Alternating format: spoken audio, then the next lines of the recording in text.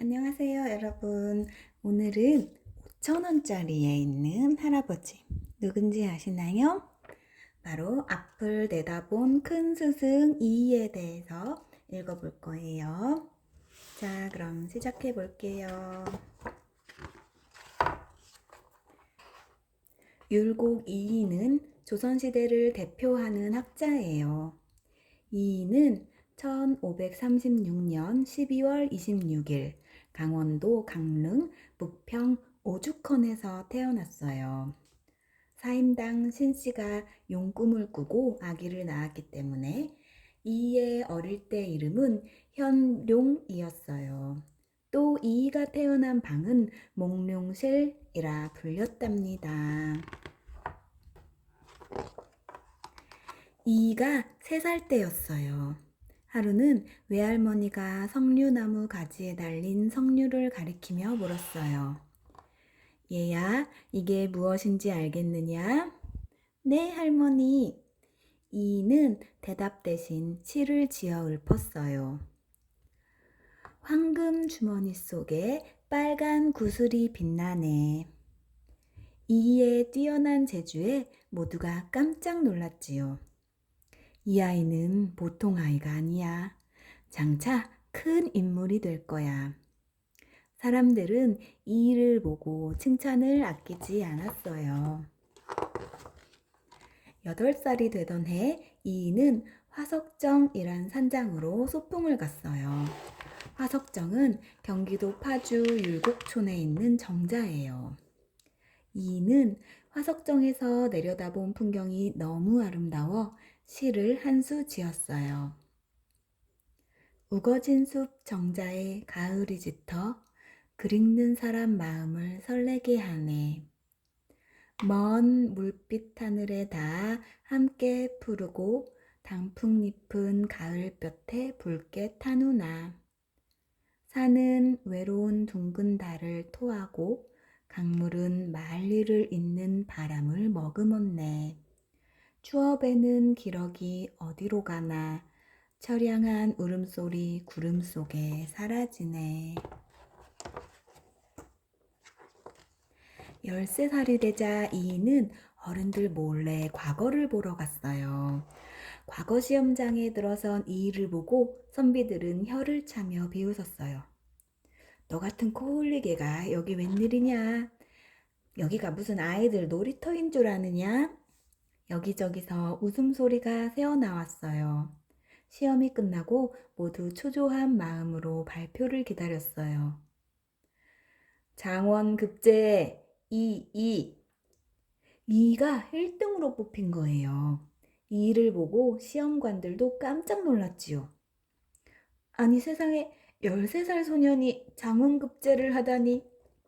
비웃던 선비들은 할 말을 잃고 말았어요. 이이는 7남매 중 5째였어요.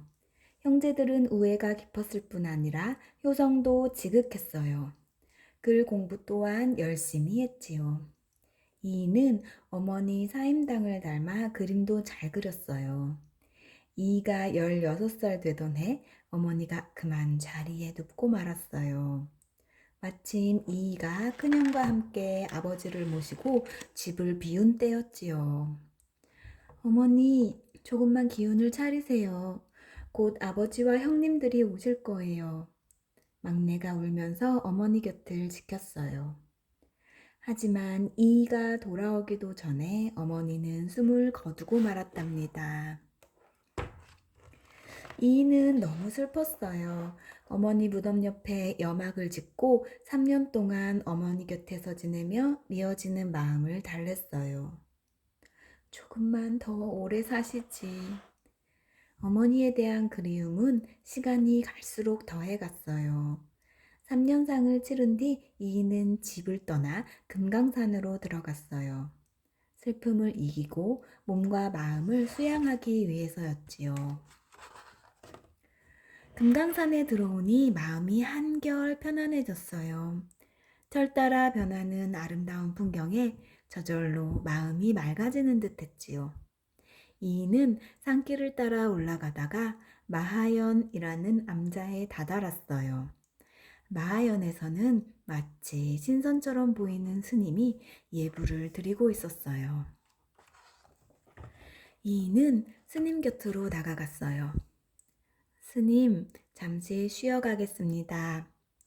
스님은 대답 대신 얼굴 가득 인자한 미소를 지었어요. 굳이 말을 하지 않아도 서로의 마음이 통하는 듯 했지요. 이인은 그날부터 1년 동안 스님과 함께 지냈어요. 밤새 새도록 이야기도 나누고 시도 지으며 마음을 닦았답니다.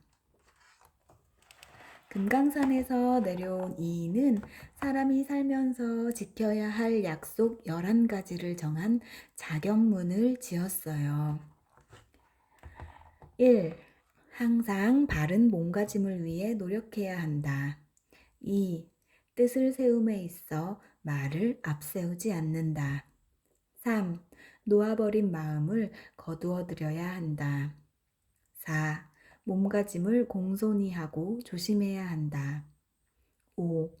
반드시 생각하고 행동해야 한다. 6. 재산과 명예에 마음을 두지 않아야 한다. 7. 꼭 해야 할 일이면 정성을 다해야 한다. 8. 아무리 큰일이라도 죄 없는 사람을 다치게 해서는 안 된다. 9. 몹시 악한 사람이라도 잘 감화시켜야 한다. 10. 때 아닌 잠을 자서는 안 된다. 11. 수양과 공부는 서두르지도 말고 쉬지도 말고 꾸준히 해야 한다. 그 뒤 이인은 과거 시험에 합격해 벼슬길에 올랐어요. 당시 조정은 몹시 시끄러웠어요. 뜻이 다른 사람들끼리 서로 헐뜯고 싸웠어요. 상대방을 밀어내기 위해 임금님에게 거짓을 고하고 나쁜 일을 꾸미기 일쑤였지요. 아, 이 일을 어쩌면 좋단 말인가. 이인은 가슴이 답답했어요. 결국 벼슬을 그만두고 제자들을 가르치며 지냈답니다. 조정에는 이이 같은 사람이 필요하오. 내가 믿을 수 있는 사람은 이이뿐이오. 임금님은 이이를 다시 불렀어요. 이이는 이조판서, 형조판서를 거쳐 병조판서에 올랐지요.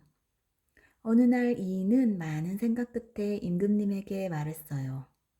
전하, 나라를 튼튼히 하기 위해서는 10만 병사를 뽑아 훈련시켜야 하옵니다. 지금 북쪽에서는 오랑캐가, 바다 건너에서는 왜구가 호시탐탐 우리를 넘보고 있습니다.